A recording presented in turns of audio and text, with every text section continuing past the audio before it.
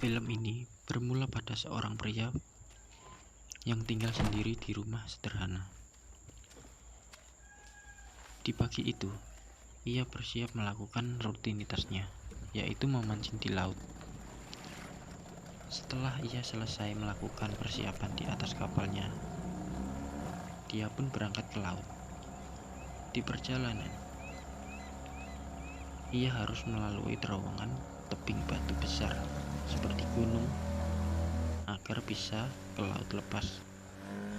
Setelah ia menemukan lokasi yang tepat untuk memancing ikan, ia melakukan persiapan. Tiba-tiba di depannya ada kabut asap putih tebal yang menuju ke arahnya. Ia pun bingung. Setelah beberapa waktu di dalam kabut putih, ia mengurungkan niatnya untuk memancing, dan tiba-tiba kapalnya dihantam oleh sesuatu yang ada di depannya. Ia pun bingung, dan ternyata yang menghantamnya itu adalah sebuah kapal. Ia memanggil orang yang ada di kapal itu, tapi tidak ada jawaban. Ia mencoba untuk menaikinya karena ia penasaran. Dia memanggil-manggil terus, tapi tetap tidak ada jawaban. Ia mengecek semua ruangan demi ruangan, namun semua kosong. Dia heran. Ia menemukan radio dan mencoba menghubungi orang. Siapa tahu ada yang bisa mendengarnya. Setelah mencoba mencari bantuan namun tidak mendapatkan respon, ia keluar dan melihat kapal yang ia ikat ternyata tidak ada. Ia terus mencari di sekeliling kapal itu tapi tetap tidak ada.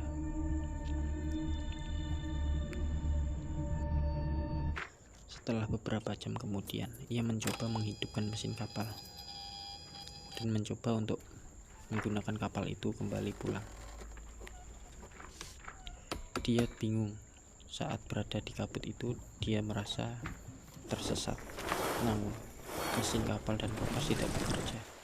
Akhirnya, ia menggunakan angin dan mengembangkan layar untuk menjalankan kapal itu. Sedikit demi sedikit keanehan terjadi.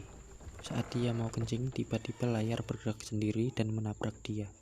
Dia hampir jatuh, tapi dia berhasil selamat karena berpegangan pada kapal.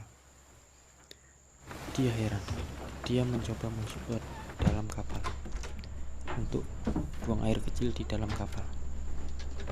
Namun, waktu dia mau keluar, pintunya terkunci dari luar. Dari dalam kamar mandi, ia mendengar suara kapal yang datang menuju ke arah kapal yang dinaikinya. Kapal besar itu bilang kalau di sisi lain ia harus segera menghentikan kapal yang dia naiki itu. Kalau tidak, dia akan tertabrak oleh kapal besar. Namun ia malah tercekik oleh tali yang ia gunakan untuk menghentikan kapal. Saat dia selamat, kapal besar berhasil menyerempet kapal yang ia naiki dan membuat kapalnya bocor.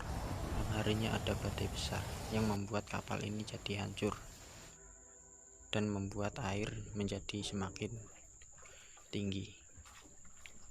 Ia pun sadar dari pingsannya.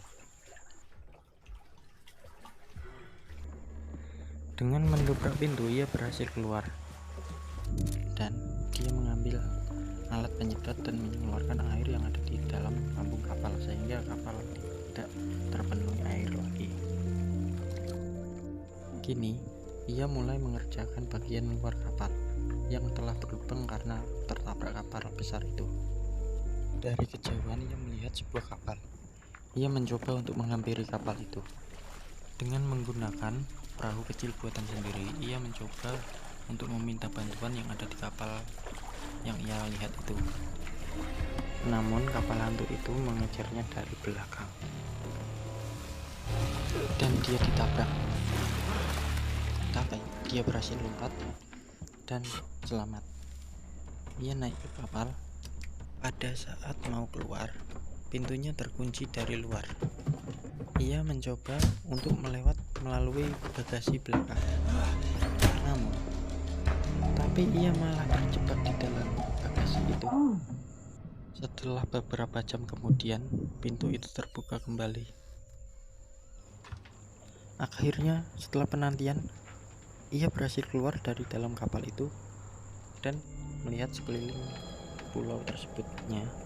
Pulau itu kosong, tidak ada manusia seorang pun. Saat dia kembali ke pantai, kapal itu tiba-tiba meninggalkannya di pulau itu. Kemudian ia berkeliling lagi dan melihat terowongan, lalu ia berjalan menyusurinya. Ternyata setelah ia keluar dari terowongan itu, ia kembali ke tempat semula. Ia mau pergi ke laut.